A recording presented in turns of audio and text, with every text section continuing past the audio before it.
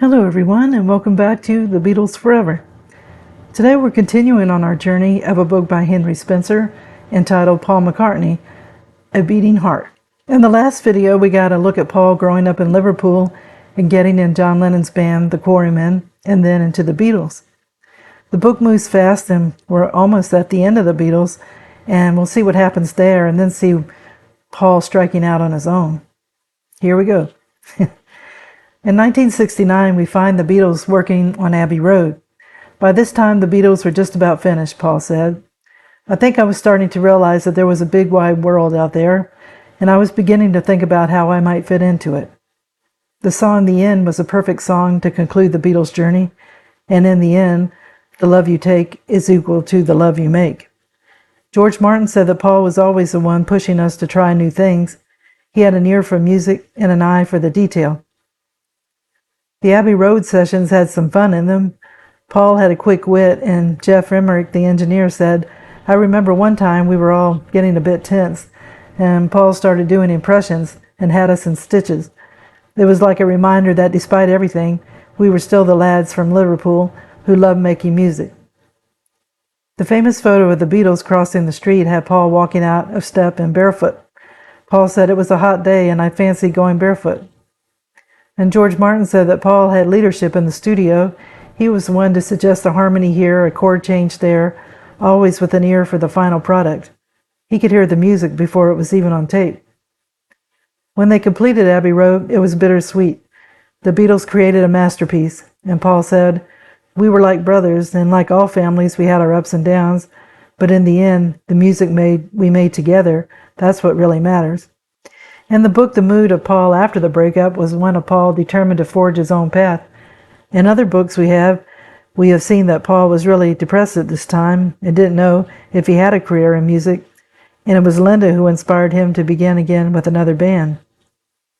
In this book, it states that Paul went from his home studio and retreated, and he began the McCartney album. This wasn't like the Beatles' polished albums. He played each instrument and recorded each track. Paul said, "I did it all myself, not because I wanted to show off, but because I wanted to let the music speak for itself." It was like Paul was inviting listeners to his living room, sharing a candid glimpse of his life after the Beatles. Recording McCartney was a solitary endeavor, but it was far from lonely. Paul said, "I had my family, my animals, and my music, and that was all I needed."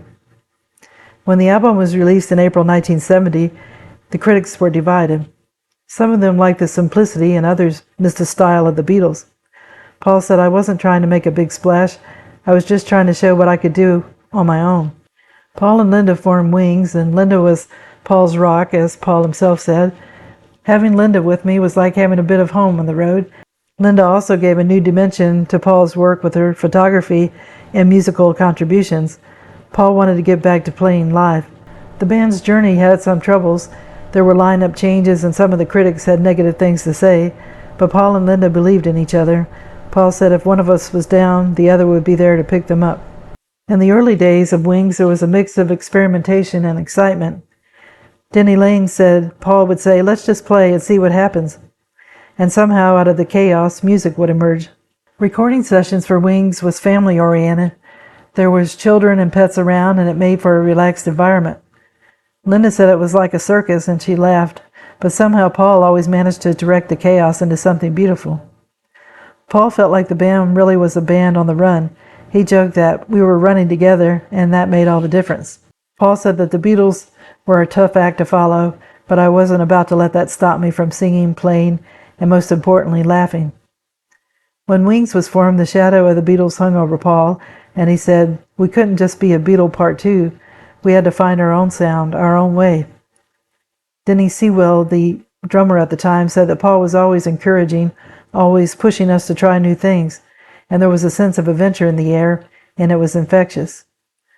The debut album was Wildlife, and it was recorded in 8 days. Paul wanted to create a raw, live feel to get back to the basics of rock and roll.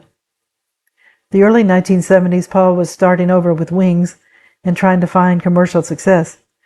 Paul said we had to climb our way up, step by step, without the Beatles' boots.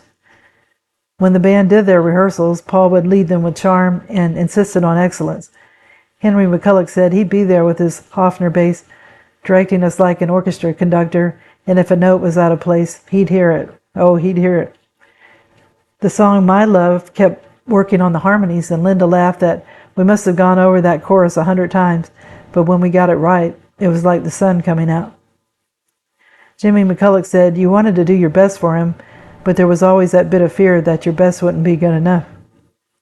When Wildlife was released in 1971, it came upon a lukewarm reception. It was hard for the critics and fans to get used to the raw sound of Wings compared to the Beatles. Wings didn't let the less than enthusiastic reception of the album get them down.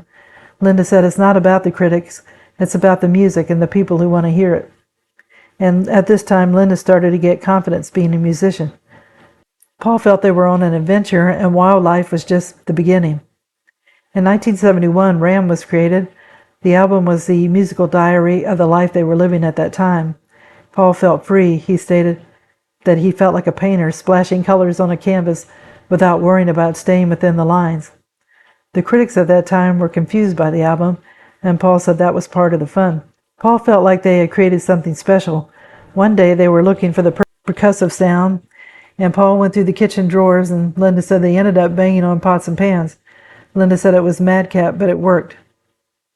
And Paul would record farm animal noises and put them into the music. Denny Sewell, who played drums on the album, remembered Paul running around the farm with a microphone. He was like a kid capturing all the bleats and moos. It was bonkers, but it worked.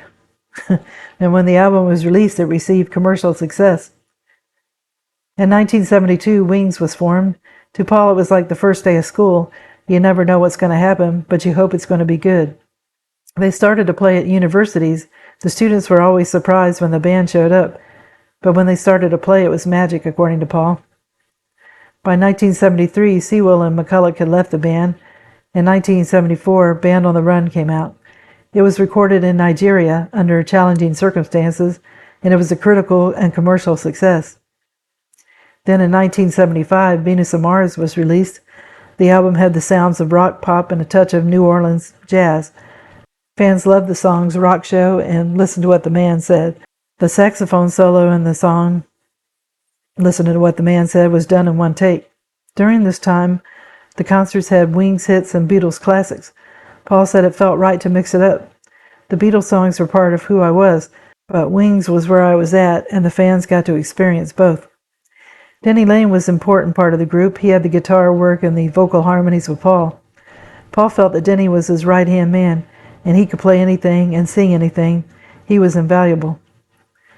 Paul thought that Linda was the heart of the Wings. She kept us all grounded and reminded us what was important. Paul and the band were having a good time. Paul said, "We were making great music, playing to fantastic crowds, and having a blast. What more could you ask for?" And Paul also said that Linda was like the glue that held the band together.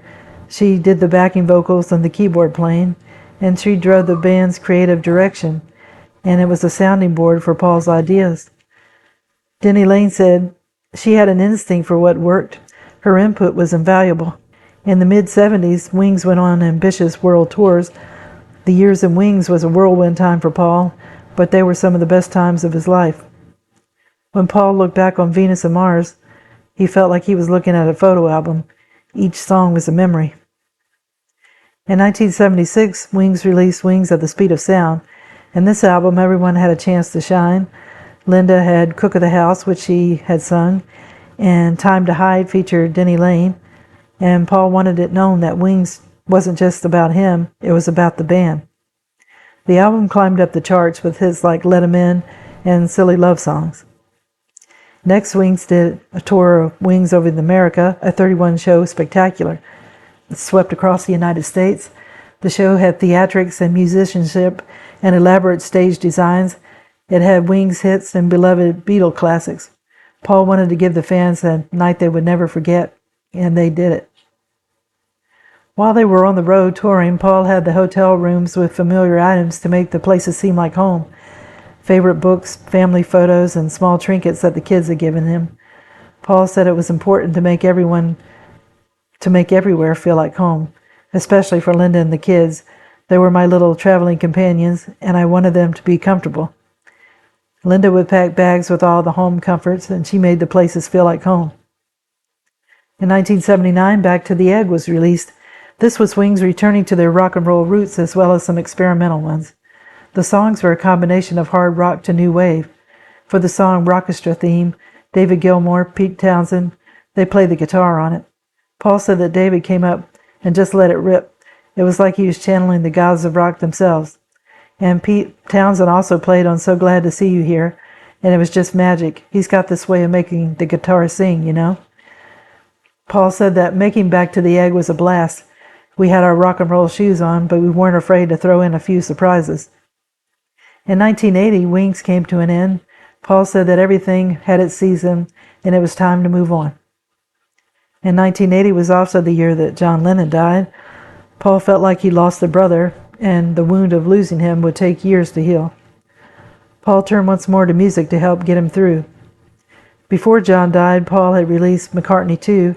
It was home recorded, and he did it all by himself. Paul said he was just messing around, and he had ideas bubbling up, and he wanted to get them down without too much fuss. Linda said that music was Paul's refuge. It was where he could express everything he was feeling, all the joy and all the pain. Fans and critics were intrigued by his creation. Coming Up was a hit single for the album. It had synthesizers, and Denny Lane said, "I remember hearing Coming Up on the radio and thinking, that's Paul, always one step ahead." After John died, Paul retreated from the public for a time. He said he needed time to reflect, to feel it all, and to start healing. And Paul wrote a song about John, Here Today. Paul said it was a conversation he never got to have with John. Writing it was part of my way of dealing with it all. Linda said that Paul had an incredible ability to keep moving forward, even when it's tough, especially when it's tough. Paul felt like a part of him had died when John died. The loss, he said, was not just a personal void. It was as if the music itself had lost a piece of its soul. When he wrote the songs at this time, Paul felt like he was talking to John. It was his way of saying goodbye, of keeping him close. And Paul said he didn't know if he ever really got over something like what happened to John, but you learned to live with it, to remember the good times, and to let the music carry you through. Paul said when he wrote the song Here Today, he was crying. He said, and that's just not me, but it was such an emotional time. And George Martin observed the session when Paul recorded the song. He said that Paul put his whole heart into that song. It was a beautiful tribute to John. Years later, Paul said that the song was very close to his heart, and that he thought it always would be. Being out of the public eye, Paul had Linda and his children as an anchor. Working in his studio was also therapeutic for him. In 1982, Tug of War was released. Paul reunited with George Martin, and on this album, Paul felt he was pushing himself. He blended contemporary and traditional on the album. The song Take It Away was a classic, and I remember I loved that song the first time I heard it. And Paul said he wanted to write something you couldn't help but hum along to. Tug of War had Paul working with Stevie Wonder and Carl Perkins. Tug of War was a commercial triumph, and the critics loved it. The year 1983, Paul and Michael Jackson had two smash hits, Say, Say, Say, and The Girl Is Mine. Paul said that working with Michael was like catching lightning in a bottle. He was a bundle of energy, always pushing for perfection. At that time, they had a friendship as well as a competition with each other, and they both spurred each other to greater heights. The year 1985, Paul performed at Live Aid. It was a charity concert to give relief for the famine going on in Ethiopia. The event was held simultaneously at London's Wembley Stadium and Philadelphia's John F. Kennedy Stadium on July 13, 1985. It was a who's who of rock and pop royalty. Paul performed Let It Be. He played the piano, and there was a problem with Paul's microphone for a moment, but the crowd carried the song. Then the sound came through, and it was electrifying, according to backup singer David Bowie.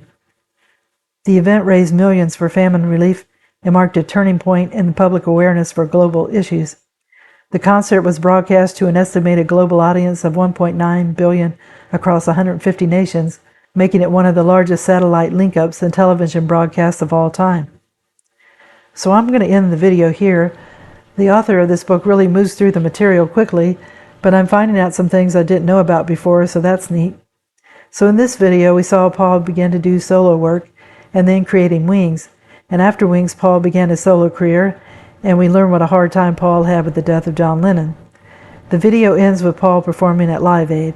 I'd forgotten about that concert, and it would be interesting to see what happens in the rest of the book when we go beyond his Beatle days and Wings days.